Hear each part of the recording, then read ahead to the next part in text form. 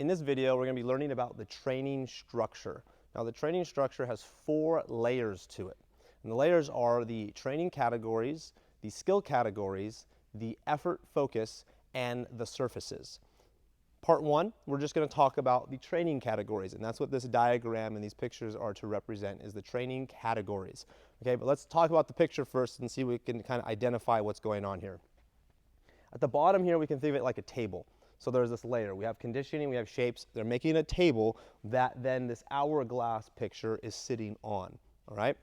The height of the hourglass is determined by the effort. So what's at the bottom down here requires less effort, and as I need more and more effort, I go up and up the hourglass picture. The width of the hourglass represents the amount of variety within skills, essentially, or the skill categories. So within basics, you have more skills going on and more variety within those skills than you would within your fundamentals. And your fundamentals and upgrades kind of mirror each other, but your fundamentals get more and more narrow and focused into very, very few select skills, and then you take those skills and they grow into being what now you upgrade out of, and then your upgrades lead into your elite skills. Basics, fundamentals, upgrades, elite skills. Okay? Don't get hung up on the word elite. It's not actually saying that they're just the skills that you throw at the elite level, but it's also a representation of what would be pushing my potential or the athlete's potential to the extreme. And so as you scale this picture or this footprint down to fit different classes or different levels or different students, you can start to ask the question of what is their potential and how far can you push it. This is pushing the timeline, okay? So that's what we're using the elite skill. Give us an anchor word that's attached to our sport, and we're just using it in that frame set. So we have variety, we have effort, and this hourglass picture as a whole, it collectively works together to build into the routine. And so the routine is everything working together, everything correlating with one another, and you're pulling from all those resources to then build into your routine. So these are the training categories. You have conditioning, you have shapes, you have basics, fundamentals, upgrades, elite skills, the variety, the effort on it. But we need to think about, okay, well, what is the effort focus? So I have basics. It doesn't tell me what type of effort I want. And we know that the effort is less. If the effort is less at basics, then what we're aiming for is quality, okay? So we'll just put the quality right over here. Okay? So basics has quality attached to it. Fundamentals has 2 different types of effort focuses, okay? The 2 different types are dynamics and amplitude. Okay, so those are the 2 different types, and so that means you're going to have 2 different times that you're working on fundamentals. You're going to have a certain time set aside just for working on dynamics and a certain set of time set aside just to work on your amplitude. And so that would be your fundamental effort that you're chasing. And dynamics and amplitude require more effort than quality would. So there's more effort in this story. Upgrades. This now leads into our ability to adapt. So this is adaptability. So now we'll put adaptability here. Okay? So, there we go. So upgrades requires adaptability. So now I have dynamics and amplitude, but I need a little bit more cognitive thinking. I need some awareness. I need to improve being in the moment, being present. And I need to be able to make changes happen because I'm upgrading. I'm taking what I have and I'm adding to it. I'm tweaking it. I'm making adjustments. So it's adaptability. So I need to be able to adapt. And then elite skill effort is essentially, if we were to simplify it, we're going to call it max effort, okay? So realistically, this is max effort. Okay, so these are the types of effort that is required. Then we get to routines, and we want the whole picture, the whole story working together. So what type of effort do we need within the whole story? Well, we need a wow factor. So we want to be wow, as I like to say, but realistically, it's effortless. Okay, because that's essentially in the code, in the point system, built right into the sport, is it needs to look effortless. And so if it doesn't look effortless, if it looks like it takes effort, it looks like a struggle, it looks like it's difficult for you, then you can get deducted essentially based off of just that appearance while you're performing your skills. So routine, you're chasing that wow factor, that, oh my goodness, wow, that's so effortless, that's amazing. It looked like you didn't have to try, and look how big you went. You get to your elite skills, it's max effort. It's how fast can you go, how quickly can you move, to almost the point where you're blocking out because you're going so quickly, or you're losing focus, or you're not able to control your body because you're moving too fast, and so you're at this limit, this breaking limit on your specific abilities. The adaptability is then, what can I take out of my fundamentals? The dynamics and amplitude then is, what can I take that's by quality-driven movements, and how can I increase the amplitude in them, and how can I increase the dynamics in them? And so that's going to be adding more effort, and so you have this base, and it's just building into the story. You're smashing it all together, you're going here, and it's sitting on a table of shapes and conditioning. If I need better basics, fundamentals, upgrades, elite skills, I need to improve them, I might want to address my shaping. And I might look at my shapes and say, okay, what do my shapes look like? How do I move in and out of my shapes? And are they holding me back from improving in these categories, essentially, or correlating these categories together? And if I'm struggling in getting these categories to work together, or struggling in a category and it's not shapes driven, maybe it's strength driven, maybe it's tension, maybe it's speed, maybe there's something else going on here, and so we have a conditioning problem that we need to address, and this is sitting, or basically the table that is holding up this footprint. Now, it doesn't address the skill category, so what are the skills that we're doing? So let's do a simple example of the type of skills and how this would work.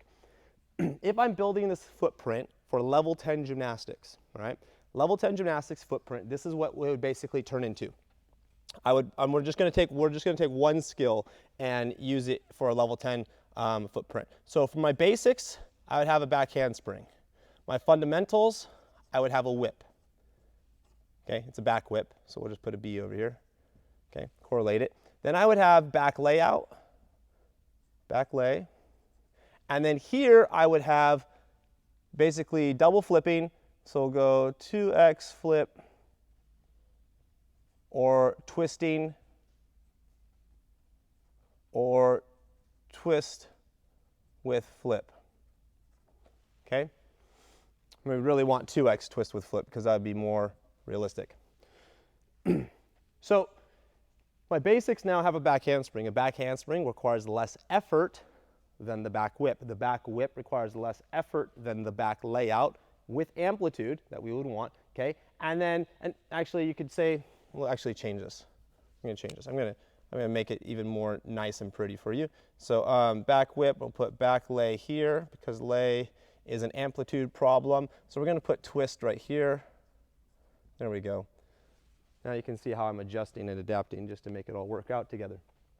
So we got our back handspring, less effort, back lay, back whip. Our back lay satisfies the amplitude category. Our back whip satisfies the dynamics because we can go whip, whip, whip down the tumble track. And so now we're satisfied in our dynamics and amplitude. We got those two skills. Twisting is now an upgrade of layouts and whipping. So now we can twist to make that upgrade happen. And then if I want to push the elite skill story, I'm double flipping, I'm double twisting, I'm twisting and flipping 2 times or multiple times together. And now I'm satisfying the elite skill.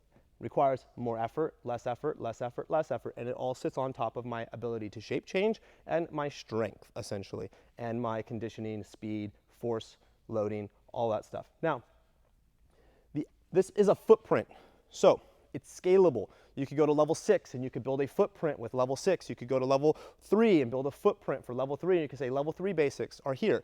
Then the fundamentals are there. Then this is the upgrades pathway for a level 3. Then this is the elite skill for the level 3. And upgrade and elite skills might seem like they're very similar, okay? But we'll just take an example again. Let's just say that your fundamentals are a cartwheel, okay? And you're like, okay, I'm going to take that cartwheel, I'm going to do many different things with it. The many different things I'm going to do, I might do a round off, I might work on suking because I can use a cartwheel and sukes, I might work on Yurchenkos because I can use the cartwheel entry for the Yurchenko, I might work on round off back handspring connections, and so my fundamental cartwheel is then leading me into all these upgradable things.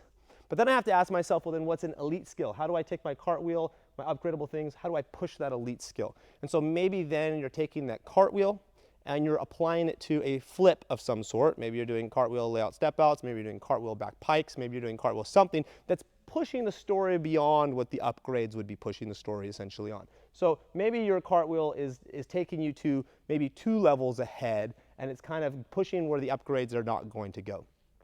So that's how you would apply it. You have your effort, you have your variety. Now, basics, back handsprings. If we stick with the back handspring land, you basically have 3 different back handsprings. You have a back handspring, you have a front handspring, and then you can basically put a round off in a handspring category. It's a kind of a turning side handspring category. And so you have those 3, but then you also, if we were to apply it to the width, I have lots of variety going on, okay? But then you have multiple different surfaces you can put them on, and you have a back handspring step out, you have fly spring or bounder compared to a front handspring step out, so you have leg position changes that are going to happen. So you can start to see how the variety widens, but then when I get into whip land, I'm going front whip or I'm going back whip. And yes, I can do a branny or a side, whatever you want to think of it as, a turning whip. But then it's like, well, if I'm twisting it, then I'm kind of upgrading it, right? So then it's like, well, then I'm getting into upgrade land. So this narrows down because I'm basically doing a front layout, a back layout, a front whip, a back whip. It's 4 things, but here I have more. I have front handspring, feet together, fly spring or bounder. I have front handspring stepped out, so now that's 2 different variations. Then I have my back handspring, feet together, back handspring step out. Then I have my round off that's going on. I throw a blocking cartwheel into this because it's part of the round off concept, essentially. And so now I have more things going on in my basics, so it's wider. And as you get into upgrade land, you're just upgrading these whips and layouts. And so it's like, well, then you're just going to twist and you're going to do twisting connections. But as you get these upgrades moving and building, you go to elite skills and all of a sudden it's like, well, you can do a full in, you can do a full out, you can do a double, you can do it in a tuck, a pike, a lay.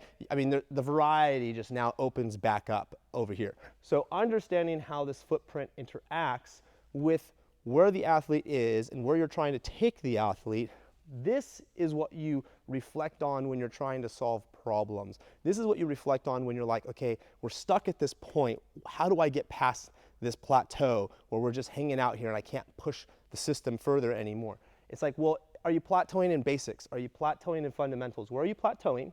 Okay. What's the effort that you're chasing?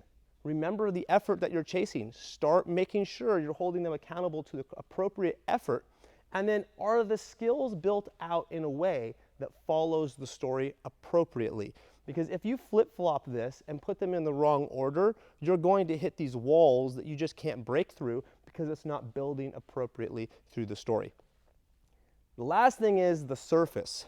So this whole system might change and fluctuate based off of what surface you're going to go on or event you're on. If you're on bars, it might be adjusted a little bit. If you go to trampoline, if you go to tumble track, it might look a little different. For us, we have surfaces applied to the categories. And so what we're going to do is, in my gym, right, we're going to take our basics and we're going to say, okay, well, this is on the event. So basics happens on the event, not an alternate surface. If it's on bars, it's on the real bar. If it's on, if we're using the real floor, we're not doing basics on a tumble track, we're not doing basics on a trampoline necessarily. Okay, so we're thinking real event concepts. Fundamentals, we're going to change the surface to optimize our ability to get dynamics and amplitude. So in strap bar, we might be able to get more dynamics with connection, and so fundamentals will be a strap bar exercise. Fundamentals might be a tumble track kind of thing. So we'll just say, we'll say trampoline right here. So we might use this for fundamentals on a trampoline to gain altitude, right? Or amplitude, sorry, gaining altitude too, but amplitude. You want to get that distance going, we're going to go on the trampoline, we're going to go as high as we possibly can. It's a fundamental issue. Upgrades is going to go back to the event surface. It's, can I do it on the event? Now, beam gets a little interesting because beam you have a fear issue.